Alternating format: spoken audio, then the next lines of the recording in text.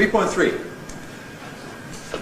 If the last content word represents old information, given information, then the nucleus has to go somewhere else, because the nucleus doesn't usually go on items that give old information.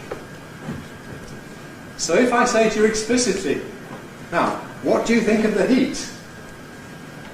You couldn't say, I don't like the heat. That would be ungrammatical, unintonational.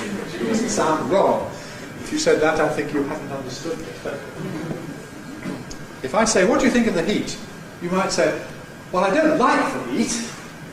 Well, I don't like the heat, but I have to put up with it, or something. Or, but it's far worse in New York. You should see what it's like in Seville. Yes. So here we've got the nucleus now on like, because that's the last bit of new information. What do you think of the heat? Well, I don't like the heat, but I tolerate it. Equally, you could say, well, I don't like it, using it instead of the heat. In fact, most of the time, when we have noun phrases whose information is already known, we replace them with pronouns. That's what pronouns are for. But sometimes, for stylistic or other reasons, you still want to spell it all out. And then it doesn't get the nucleus. So nucleus could be on like.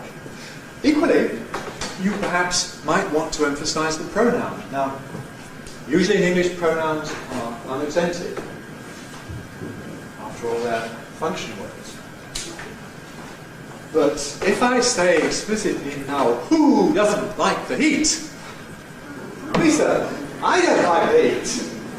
Then you put the nucleus, of course, on I, because that's the bit of new information that we're interested in. And don't like the heat is all deaccenting. We refer to deaccenting when we take accent away from content words because they're already in some sense given. And the task of locating the nucleus then is a matter of saying which are the content words, which of them have new information, which must be deaccented because they have old information.